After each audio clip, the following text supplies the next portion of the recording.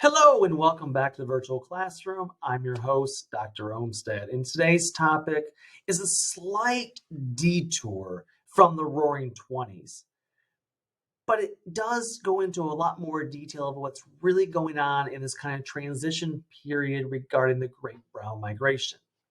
So, as always, take a moment, hit pause on this video, jot down that lecture outline to your right, and pay particular attention to those key terms at your left. Make sure you can identify the who, what, where, when, why, be able to connect them to each other and their larger historical significance. You got it? Let's get started. Now, as you see, the topic is El Norte, the North. And see, while all of these things are going to go on, we're going to talk in the next lecture about the Roaring Twenties, yes. But as we have all these riots and race riots and World War I and the Mexican Revolution and Matanza, we also see another new phenomenon in the 1920s, and that is Mexicanos are no longer found just in the Southwest. Now, I broached this topic a couple lectures ago with the idea of the Great Brown Migration, but I want to spend a lot more detail and time on it today. So let's get started and jump right into it. So first and foremost, the idea that Mexicanos are spreading outside the Southwest region is not new in the 1920s. It's not a new phenomenon. It started back in the 1880s. But World War I, the Mexican Revolution, 1920s technology like automobiles are going to lead Americans to be increasingly urban. A dramatic increase in factory work is going to lead more and more people to abandon the rural countrysides and make the trek into the cities. The Great Migration of African Americans is going to witness hundreds of thousands of African Americans going northward to the 1920s. But like we said before, the war also causes a Great Brown Migration as well.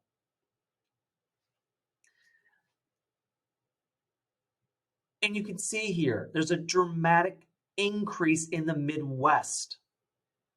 More than 60,000 people of Mexican origin are going to come into the Midwest and make their way al norte, beginning during the 1920s. And with that, as they start moving to the cities, they start forming these permanent enclaves of Mexicanos outside the strict, more traditional borderlands regions of the Southwest.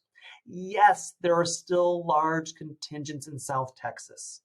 Yes, there's still large numbers in Southern California and in Arizona and in New Mexico, in these rural areas. But we increasingly find that they're being found in urban enclaves, in San Antonio's west side, in Phoenix's south side, in Los Angeles' east side. And of course, by the 1920s, Los Angeles is home to the largest concentration of Mexicanos outside of Mexico. But thousands also go to El Norte. They begin as early as 1900, 1910, moving to places like New York, Detroit, and Chicago. But this will only intensify during World War I, with Chicago becoming home to the second largest concentration of Mexicanos outside of Mexico, just behind Los Angeles. Many started going to Chicago during the 19 teens, first as railroad track laborers, and then later to settle in the packing houses and in the industrial sectors. But they're also going to other large urban metroplexes. Yes, Detroit included. And yes, Detroit in the 1920s, 30s, and 40s was the fourth largest city in the nation. Now, according to the US Census, Michigan only had 1,300 residents as of 1920. It would grow to it would grow to 15,000 though by the end of the decade. So there's a growth in Detroit, Michigan from about 1,300 all the way up to 15,000 in just the decade of the 1920s. At the same time, Chicago will have more than 21,000 people of Mexican descent. And yes, there were even Mexicanos being shipped into Alaska to work in the canneries, which were some of the worst places to work if you were Mexicano. This represents a massive, major demographic change in the nation. Now, this is going to be a little bit different type of lecture today. I want to tell you more of a story. I want to paint you a word picture of just what this process looked like of going north. And then we will discuss what life was like in the north, because it was a different situation than the south. So the story here is going to start in Texas. So war, economic upheaval in Mexico as a result of the Mexican Revolution is going to push thousands of Mexicans into Texas in the first decades of the 20th century. But of course, this was a lack of access to upward job mobility while in Texas that will push thousands more Mexicanos to the Midwest in search of a better life. Obviously, we've talked about this ad nauseum at this point. Bigotry and segregation would exist in the Southwest, especially Texas, at work, at school, and in the social sphere. Racial discrimination permeated all aspects of Texas Mexicano life. Perhaps doing the most damage was the segregationist attitude that prevailed in public schools, in public social spaces, that severely limited Mexicanos to economic opportunities and quality employment. As one Mexicano said, Ignacio Guerrero, he said he was unable to finish his education on time. He said, quote, "I had to quit school because I had to walk 4 miles. They didn't pick Mexicans up on the bus. Everyone else, the white children, rode the bus except us," unquote. His wife, Antonia, shared a very similar story from her own childhood experience. She said that, quote, "We lived on a farm and had to walk 4 miles, rain or shine. There was a bus for the white kids, and they would tease us as they drove by on that bus. We only had one teacher who taught kindergarten through 12th grade. She would teach the 11th and 12th grade students first, and then they would help with the younger kids," unquote. Mexicanos would endure segregation from faculty. Alejandra Zuniga, a community activist who would be involved later in the GI Forum in Saginaw, Michigan, remembered as a child growing up in Texas loving to sing. But one year at school, a teacher who had overheard her voice asked her to sing in the school play. She practiced singing that song in English every day so she could do her very best. But she remembered that just as the play was about to begin, the teacher asked her to stand behind the curtain to perform her singing part. And so during the play, all the audience saw was a little Anglo girl, front and center, while Zuniga herself was hidden from view. This is a contemptible situation that created significant push factors for Mexicanos to seek employment elsewhere. In addition, beginning in the 1920s, there's Alejandra Zuniga herself. Again, this is a situation that's going to cause thousands of Mexicanos to just want to get out of the racism of Texas and seek better employment opportunities, because if they're being taken from school, what hope do they have of getting a better education, therefore a better job? And so beginning in the 1920s, Texas Mexicanos were also being recruited out of Texas. So on the one hand, there's push factors like Zuniga experienced. But there were pull factors as Texas Mexicanos were being recruited by Great Lakes agribusiness to travel northward to work in the fields. Northern and Midwestern businesses would place ads in the Spanish language newspaper La Prensa in San Antonio, recruiting workers to work in the sugar beets and later other crops. They became known as betabaleros.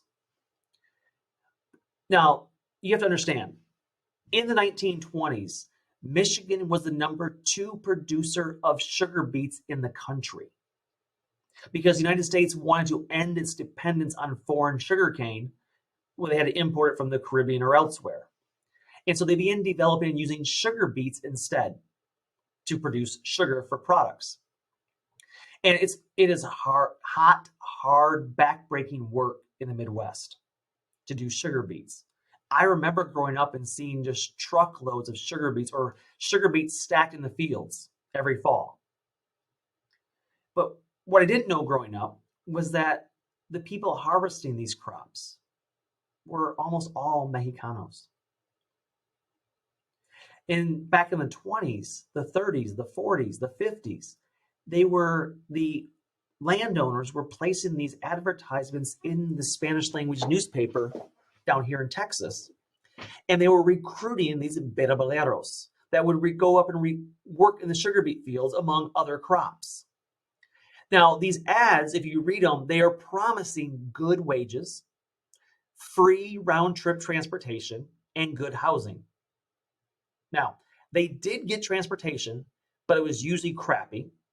They also often found once they got to places like Michigan, there was no one at the train station to like, hey, where do we go next? How do I get the farm? They're literally dropped off in the middle of someplace. They have no idea where they're at, and they're left to find their way to the farm in which they're contracted to work. Then they found out that that so-called free transportation would be deducted from their wages, and that their wages would be withheld until the end of the season. Now, agribusiness defended this practice by saying, well, if we pay them up front or pay them as they go, they might leave early. If we withhold it to the end of the season, they're more likely to stay. They didn't want Mexicanos to jump farm to bail on the farmers, which would only happen because of the poor treatment they were receiving. Oh, and yeah, that housing that was promised, it was most often just a barn or a chicken coop. Now, there were those who questioned whether it was a good idea to import Tejanos up to the Midwest. Let's see what the Michigan Department of Agriculture said in 1925. Augustus Carton of the Michigan Department of Agriculture said, quote, American boys, referring to Anglo-U.S. citizens, will not work in the fields with their hands. They will drive the tractor, but when it comes to getting close to the ground and working with his hands on the plants, as work must be done with sugar beets, he will not do it, he being a Anglo, unquote. So this is a common argument throughout history. We need Mexicano labor because white boys won't do it. And then some people were worried that, of course, Mexicanos would come into the factories or stay in Michigan permanently. But proponents of this migration would respond with saying that Mexican and Tejano migrant workers were essential to Michigan's agriculture. But sugar industry lobbyists rejected a process whereby Mexicans would follow in the footsteps of the other European immigrants, unquote, that they would become landowners or permanent Michigan residents. They believed that these Mexicans who were coming from Texas, whether Mexican or Mexican American, they would come, they would work, and then they would leave. And the sugar companies began to assure elected officials that, quote, by nature of the inherent traits of that race, unquote, Mexicanos preferred, quote, outdoor life to the confinement of industrial pursuits, unquote. They are using very racist arguments here, saying that, no, Mexicans, they don't want to work in factories. They don't want to have a house in the city. No. They like being out. They are racially designed by God through evolution to want to work in the fields, to want to work outside. And so thousands of Mexicanos are going to travel to Michigan and other places in the Great Lakes region as a result of these recruitment ads. But not all came via train from those advertisements. Take the story of Chicano filmmaker Efrain Gutierrez, who I had the pleasure of meeting and interviewing myself.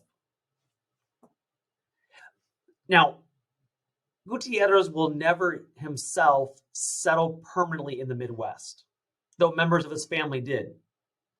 But he tells a very compelling story of the process of going north. And again, his is one of many. There are thousands of stories to tell. And while his story is just one of many, it does exemplify a typical journey that will involve the impact on multiple generations of Mexicano families. So here's his story. And I want you to just take a few notes as you go along, yes, but I want you just to hear his story. Because to me, it was fascinating to understand. So he says, oftentimes, while Mexicanos were working under the hot Texas sun, a foreman, on behalf of the Midwestern farmers, would go out into the fields to recruit a cohort of Mexicanos to go north. Now, that foreman may or may not have been Anglo. Frequently, fellow Mexicanos, often a family member, would act as this recruiting foreman. In Efrain's case, it was one of his cousins who had previously gone north into Indiana to work with tomatoes. His cousin's boss in Indiana, the landowner, had informed his cousin that he needed more workers and asked him to go back down to Texas to recruit a group of Mexicanos to work his fields. Gutierrez's cousin knew immediately that he would go to his family and friends in San Antonio. And his cousin would fulfill the role of foreman, recruiter, and subsequently contract negotiator. And it was through this cousin's efforts that convinced Efrain's father, having failed to find a steady job in San Antonio, to make the decision to go north as a migrant worker. This singular interregional connection would result, in Efrain's words, an entire neighborhood migrating from Texas to all across the Great Lakes region. So as Gutierrez described, he says, for the Gutierrez family, the new year in January started with schooling. From January through April, maybe May if they're lucky, depending on what year it was, all the school-aged children like Efrain would attend school in San Antonio. This included Efrain, who began migrating every year at age 2, continuing this migration pattern through high school. You have to realize, for more than 15 years of his life, yearly, he's going to make this same trek. He says in May, he, his brothers and sisters, his cousins, and his cuñados, it's translated brother-in-law, but in this context, fictive kin or fictive family. So he, his brothers, sisters, his cousins, and his cuñados were pulled out of school. Efrain recalled vividly many of the kids crying as the parents took them out. They wanted to be in school, and they were also a little afraid that the teachers would be mad at them for leaving. All around their neighborhood, all the departing families closed up their houses for the long trip to say goodbye to their padrinos, their godparents. It was the godparents who would stay and watch over their homes while they were away. So while a few will remain in San Antonio, entire neighborhoods became virtually abandoned, boarded up. The families would then load into their trucks, or they'd ride with others. They would set off from San Antonio toward Round Rock, Texas, just north of Austin. This was the caravan's first major stop. Now, having multiple families ride in the back of a truck was a common tale among migrants, helping to provide stability and economic viability in the north.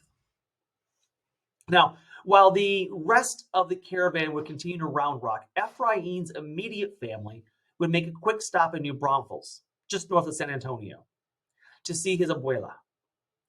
After saying their goodbyes to his grandma would always pray a blessing over them, saying, quote, "Vaya con cuidado." Vaya con cuidado. Go with care. And he remembered this very vividly as I interviewed him. Vaya con cuidado. Asking God to watch over the family as they traveled. She specifically prayed that God would keep the whole caravan safe from any breakdowns, at least until they got out of Texas. You see, their route to the Midwest would take them from northeast from Round Rock toward Texarkana, Arkansas, through East Texas cities such as Marshall and Livingston. There was great fear in stopping for any reason in East Texas, whether for gas, food, bathrooms, or even maintenance on their vehicles. If they did break down, they did so as a caravan, and only 2 or 3 of them would walk back into the town to try to get supplies so as not to alarm the locals with a horde of Mexicans. But even doing so, when they did break down, they were often refused service by local Anglos of East Texas. And there were instances he recalled when they had to literally beg, plead, and offer to pay double for gas and supplies. But whether in town or in the secluded areas, they also feared local police. Being stopped would cause long delays, and often the police would issue a ticket or arrest them without cause. And of course, far worse was the ever-present fear of the Ku Klux Klan, known to reside in East Texas. It was this potential danger that precipitated Ephraim's family to meet up with the larger caravan just north of Austin at a large filling station after leaving New Braunfels, usually arriving about 6 o'clock in the evening. There, in Round Rock, they would stock up, buy extra gas, food, and some spare parts. As the children went to sleep, they set out for the overnight drive through East Texas to Texarkana. You can see it on the map there. Early the next morning, the caravan arrived to Arkansas, hopefully. And it is there they made their first big scheduled stop, assuming everything went well. They would break at a wooded area on the side of the road. The children would wake up as the women went to one side of the street, the men to the other, utilizing the trees as a bathroom. Remember, this is the 1920s. There is no public restrooms that are welcoming of Mexicanos along the road during the 1920s, the 30s, the 40s, the 50s.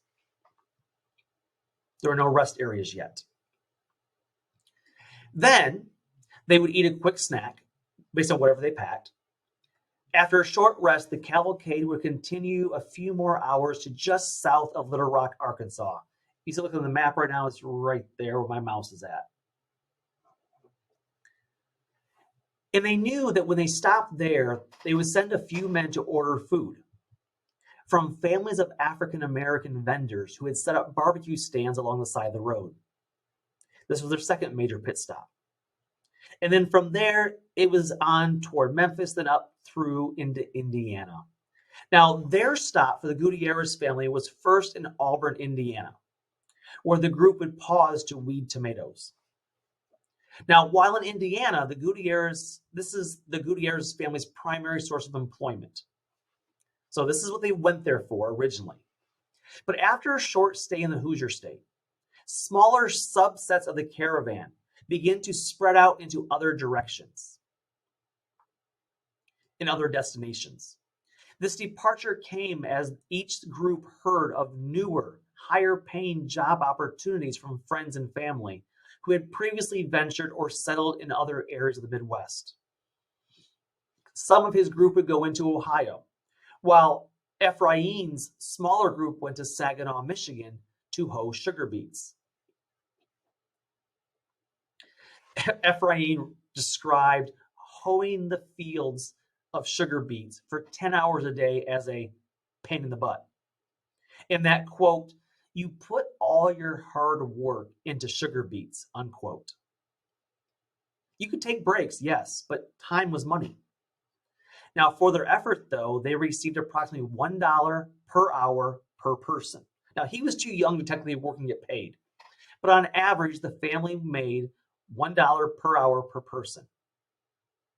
Consequently, his immediate family consisted of parents, 4 older brothers, because he was technically still too young to work at age 12, though he still helped in the fields. They could earn $60 a day in Saginaw. This was considered, in his words, major money, given that a person working in the kitchen of San Antonio would earn $60 in a week. And yet this family could earn $60 a day. For the Gutierrez family, most of the months of April and May were spent in the Saginaw, Michigan beet fields. Then in early June, they would travel back to Auburn to quickly weed the tomatoes once again, and then in late June, return to Saginaw to finish weeding the beets. It was at this time that the Gutierrez family would receive their payment for their contract, as they would not be back until the following year. Now, they will leave, but other Mexicano families are going to return in late September to Saginaw to harvest the beets. The topping of the beets, cutting the stem off them, usually took place in the cold, frigid conditions in October, maybe early November in Michigan, where rain, wind, snow, and freezing rain made it difficult to hold the knife. And the shorter daylight hours made them use lanterns in the fields. It was not uncommon for the sharp blade to slip in the frigid temperatures and cut the workers' hands. But back to Ephraim Gutierrez's family. For his family, the time in Saginaw would cover most of the cost of traveling back and forth between Texas and the Midwest. Now, after spending the last part of June in Saginaw getting paid for the sugar beets, Ephraim and his family unit would travel up to the top of Michigan into Traverse City, at the very northern point of the Lower Peninsula, for the cherry harvest, pictured on the right. The first 2 weeks they picked sweet cherries, the second 2 weeks of July, tart cherries. Ephraim described this with a smile as a more relaxed time, as cherries allowed the Mexicano pickers to remain upright positions, standing straight up. A sentiment echoed by many Mexicanos, and provided extra spending money. So this was like free money to them because the beets paid for their travel back and forth. The tomatoes were their main source of income for their contract labor. The time in Traverse City, he remembers being kind of like a vacation in a way. It was hot in July, but they're right on the water of Lake Michigan. They could go swimming every day on the beach, and they could stand upright while they picked cherries. And this was all extra money to actually have spending money. After July ends in Traverse City, then they went back to Auburn, Indiana to harvest tomatoes until the October frost.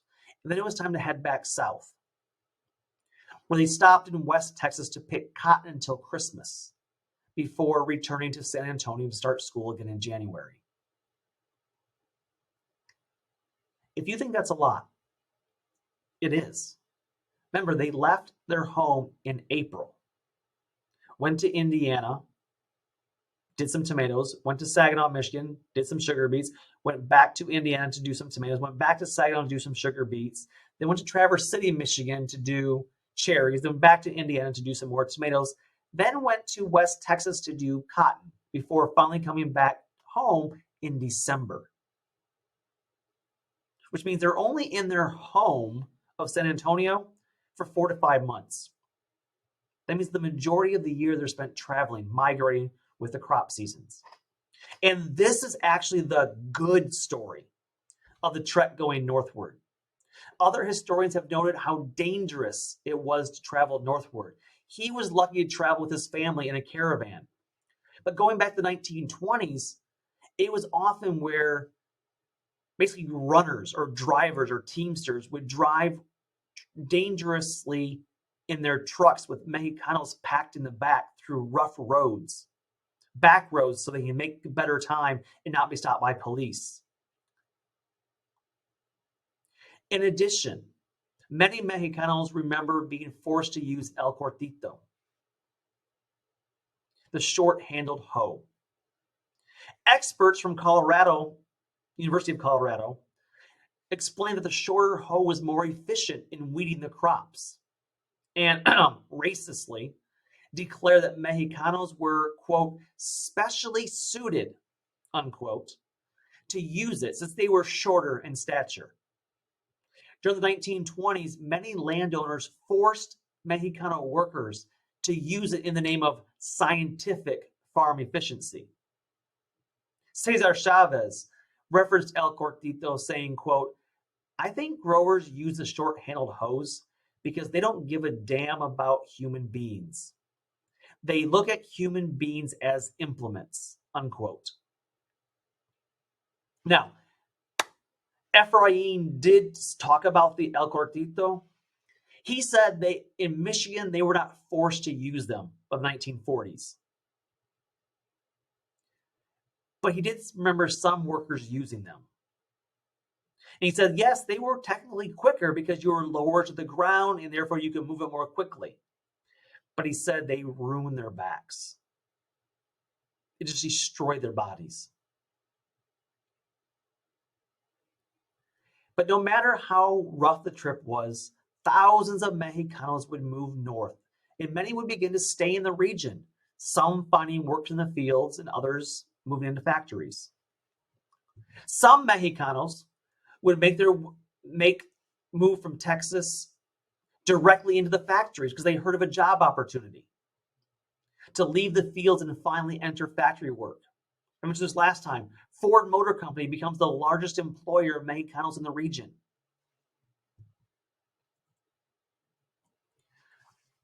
And you see here at the River Rouge plant.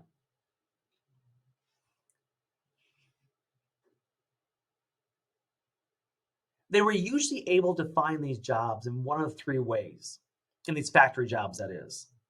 They would hear about them from friends, just like farming jobs. So recruitment from friends. They would travel the railroads and then stay in the north to find work. So they work on the railroad lines, they kind of stay on the railroad and move with it and eventually get to the Midwest and they said, oh, maybe I can find a factory job instead. Or sometimes they start in one job and then migrate to another, perhaps starting with farming and moving to the factory. Or like Rafael Arceo, who moved north, he began working in construction at one of the Chevrolet factory plants in Flint, Michigan, and then decided to stay on and work at the plant that he helped build. But no matter how they got there, or their reasons for being in the north, once there, Mexicanos sought to create their own space in the region. Now, while the tactics will change over the decades, 1920s, the most prominent way to maintain culture was through the celebration of the Fiestas Patrias, specifically the Dia 16.